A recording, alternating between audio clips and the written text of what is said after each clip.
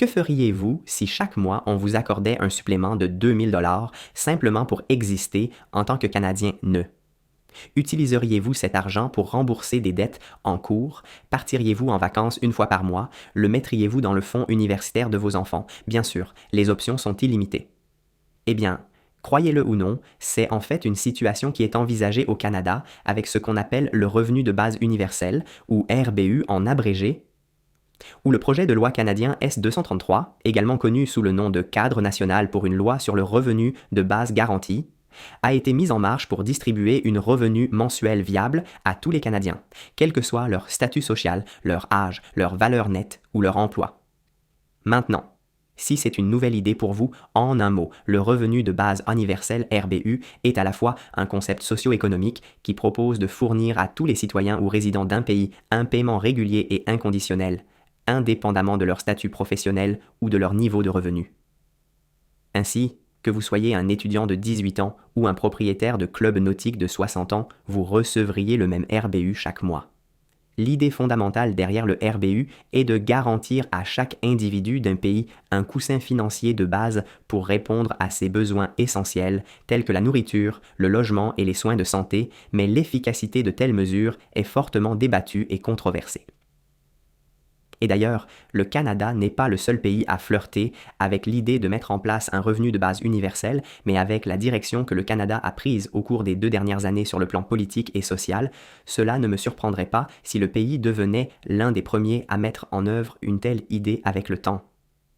Cela dit, ces projets de loi sont loin d'être pleinement acceptés au moment de la réalisation de cette vidéo, où les projets de loi ont été présentés pour la première fois en 2021, et non depuis passé que les premières et deuxièmes lectures. Maintenant, je suis sûr que vous êtes curieux de savoir ce que cela signifierait réellement pour les Canadiens au quotidien, alors regardons cela de plus près. Bien que les termes concrets et les contours du revenu de base universel proposé par le Canada soient encore loin d'être définitivement fixés et mis en œuvre, les projets de loi eux-mêmes présentent des caractéristiques principales proposées. Tout d'abord, le RBU s'appliquerait à toute personne de plus de 17 ans, y compris les travailleurs temporaires, les résidents permanents et les demandeurs d'asile. En substance, tous les résidents nés au Canada, ainsi que les millions de nouveaux migrants et réfugiés au Canada chaque année, recevraient le RBU selon cette proposition. La deuxième caractéristique est qu'il déterminerait ce qui constitue un revenu de base viable pour chaque région au Canada.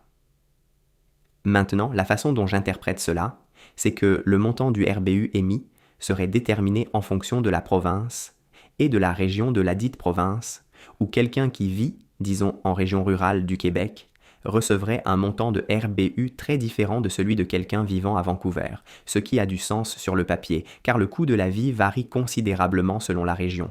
Mais une fois de plus, cela diviserait socialement le Canada encore plus qu'il ne le fait actuellement et conduirait inévitablement à des mouvements massifs de citoyens canadiens ayant un revenu et une valeur nette plus bas vers certaines régions du pays, entraînant ainsi d'autres problèmes socio-économiques dans ces régions. Pour garantir que la participation à l'éducation, à la formation ou au marché du travail n'est pas requise. Donc, cela a du sens, car c'est ce qu'est le RBU, un revenu simplement pour exister en tant que citoyen du pays, mais bien que cela puisse être une opinion controversée avec laquelle beaucoup ne seront pas d'accord, je ne vois cela que comme un facteur de déclin encore plus prononcé de la main-d'œuvre canadienne.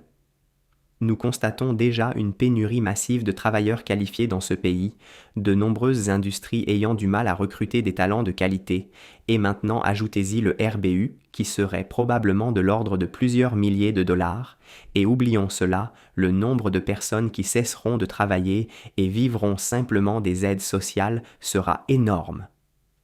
Et ce n'est pas seulement une hypothèse. C'est la nature humaine que nous avons observée pendant la pandémie, car les paiements de la PCU ont conduit à des gens qui quittent leur emploi.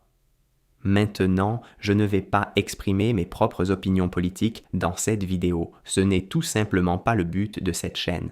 Mais en tant que personne qui ne dépend pas de l'aide sociale canadienne et qui travaille à employer des gens par le biais de mes entreprises, je vois de première main comment ce pays devient une aumône pour ceux qui ne veulent pas travailler, ou même qui veulent travailler mais ont du mal à trouver un emploi. Et c'est pour une raison que nous prenons du retard en ce qui concerne les soins de santé, l'infrastructure. Les Canadiens deviennent mous et non qualifiés, ce qui, à mon avis, ne ferait qu'ajouter à cela encore plus, ne résulte pas en une diminution des services ou des avantages destinés à répondre aux besoins exceptionnels d'un individu lié à la santé ou au handicap. Cela signifie que même malgré le RBU, nous chercherions à maintenir tous les programmes sociaux et les soins de santé financés par l'État qui contribuent largement à ce que nos impôts au Canada soient parmi les plus élevés de la planète en premier lieu. D'accord, maintenant que nous avons une idée de ce que propose un tel projet de loi, couvrons ce à quoi le RBU conduirait probablement et mes réflexions sur la manière dont cela se jouerait le plus probablement au Canada. Bien, la première chose que nous devons aborder lorsque nous parlons du RBU est de savoir comment cela sera financé. Vraiment. Parce que compte tenu du fait qu'il y a actuellement 40 millions de Canadiens, dont environ 32 millions ont plus de 18 ans, eh bien, une moyenne de disons 2000 $ par mois de RBU à travers le pays signifie environ 770 milliards de dollars par an qui seraient distribués en tant que revenu de base universel. Et examinons cela de plus près. Car ce RBU serait un financement gouvernemental supplémentaire par rapport à tout ce que le gouvernement subventionne actuellement avec nos impôts. Bien que les gouvernements aient plusieurs moyens de financer des projets et des initiatives, les deux principales façons sont la collecte d'impôts, sous forme d'impôts sur le revenu, de taxes de vente, de plus-value et toutes les autres formes de taxation dont les Canadiens sont lourdement chargés. Et la deuxième façon est de créer plus d'argent, ce que nous avons vu en abondance pendant la pandémie mondiale, où le Canada a essentiellement imprimé près de 400 milliards de dollars, ce qui a, entre autres choses, conduit à l'inflation démente que nous constatons maintenant quelques années plus tard. Ainsi, avec cela à l'esprit, ajouter une dépense gouvernementale annuelle supplémentaire de 750 milliards de dollars doit provenir de quelque part, ce qui sera probablement réaliste de la collecte de plus d'impôts. C'est simplement ainsi que le Canada fonctionne en tant que pays. Nous avons tous ces programmes gratuits, mais en réalité, c'est juste une petite partie de la population qui paie pour cela par le biais des impôts. Oui, vous m'avez bien entendu, malgré ce que la plupart des médias veulent en fait vous faire croire, à savoir que les personnes à revenus élevés et les riches ne paient pas leur juste part d'impôts, cette narration est en réalité complètement fausse lorsque l'on examine les données. Alors examinons cela dès maintenant. Bien, les données suivantes proviennent de l'Institut Fraser, n'hésitez pas à les vérifier par vous-même, et dans leur rapport intitulé « Mesurer la répartition des impôts au Canada ». Les riches paient-ils leur juste part? Les chercheurs dévoilent les différentes façons dont le revenu est gagné et dont l'impôt est collecté selon les tranches de revenus au Canada, et les données sont probablement différentes de ce à quoi vous vous attendez. À la deuxième page du rapport, il est indiqué que, je cite, « Les 20% supérieurs des gagnants, c'est-à-dire les personnes gagnant plus de 189 000 $ pour cette étude, paient près des 2/3 de tous les impôts sur le revenu collectés, soit 64%, tout en gagnant environ la moitié de tous les revenus, soit 49%. En d'autres termes, la part des impôts sur le revenu collectivement payé par les 20% supérieurs est 31% plus importante que la part des revenus gagnés. De plus, le rapport indique que la part collective du 1% supérieur des impôts totaux payés, soit 14,7%, est supérieure à sa part des revenus totaux gagnés à 10,7%, et qu'au fil du temps, la part du 1% supérieur des impôts totaux payés est passée de 11,3% en 1994 à 14,7% en 2017. Ce qui est important à souligner car en 2017, le gouvernement fédéral a introduit un taux d'imposition marginal plus élevé de 33%, alors qu'auparavant et pendant la période où ce rapport a été rédigé, le taux d'imposition marginal le plus élevé était de 29%. Donc depuis, la quantité relative d'impôts payés par les 20% supérieurs des gagnants a sans aucun doute encore augmenté. En fait, ce graphique ici démontre clairement combien d'impôts relatifs sont collectés en fonction du niveau de revenu par quintile, et la disproportion est clairement visualisée. De plus, il ajoute que les plus gros gagnants du Canada payent actuellement une part disproportionnée des impôts par rapport à la part des revenus qu'ils gagnent. Ceux qui préconisent des impôts plus élevés pour les plus gros gagnants soutiennent en fait que ces derniers devraient payer une part encore plus disproportionnée d'impôts. Cela soulève la question de savoir combien suffit en termes d'impôts payés par les plus gros gagnants. Maintenant, je sais ce que vous pensez probablement, on dirait bien que Griffin essaie de défendre les 20% supérieurs des gagnants, et ce n'est pas entièrement vrai, mais je me pose la question. Est-ce réellement une juste part lorsque 20% de la population paie environ 65% de tous les impôts canadiens collectés, ce qui permet finalement à tous les Canadiens d'avoir accès aux soins de santé gratuits et à tous les autres services sociaux, et cela revient maintenant à la conversation sur le RBU.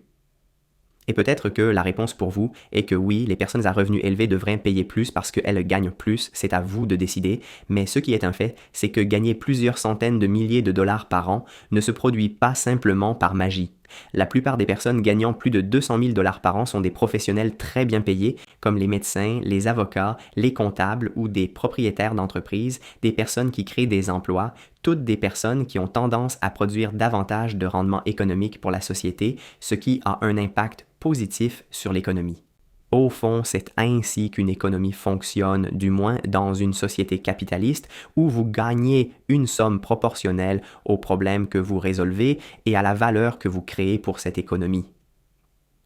Donc, la mise en œuvre du RBU, qui sera finalement principalement financée une fois de plus par les personnes à revenus élevés, est quelque chose qui doit être envisagé avec plus de réflexion quant aux conséquences économiques que l'augmentation des impôts sur les plus gros gagnants pourrait entraîner.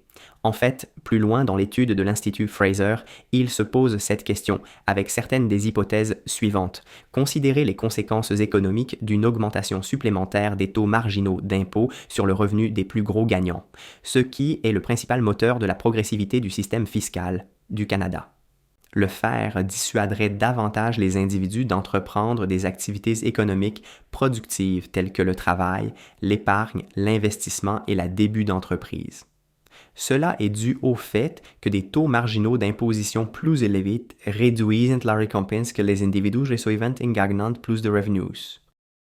Étant donné que gagner plus de revenus implique généralement des efforts et ou des prises de risques, réduire les avantages après impôt rend de telles entreprises moins rentables pour de nombreux individus. Maintenant, combinez cette réalité avec le RBU pour chaque Canadien, et je ne vois pas comment cela pourrait jamais être bénéfique pour favoriser davantage la productivité et la production économique dans une société qui a déjà du mal à recruter les meilleurs talents et qui prend du retard rapidement dans de nombreuses industries en raison du manque de travailleurs qualifiés.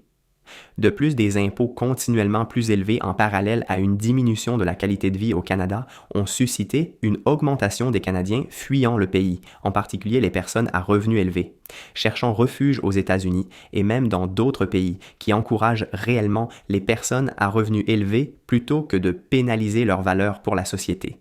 Car encore une fois, un revenu plus élevé est synonyme d'une valeur plus élevée fournie dans 95% des cas.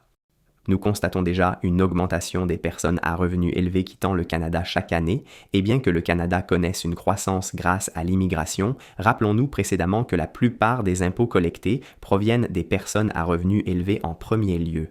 Donc avoir plus de personnes dans le pays qui ne sont pas nécessairement des personnes à revenus élevés n'est pas nécessairement une solution pour une production économique et une prospérité accrue en tant que pays. En fait, cela pourrait conduire à l'inverse, en augmentant davantage la demande de biens et de logements, qui connaissent déjà des niveaux massifs d'inflation qui ne seront pas résolus de sitôt. Alors, faites-moi savoir ce que vous pensez du RBU proposé par le Canada. Pensez-vous que cela serait une bonne ou une mauvaise chose pour l'économie canadienne? Laissez un commentaire ci-dessous.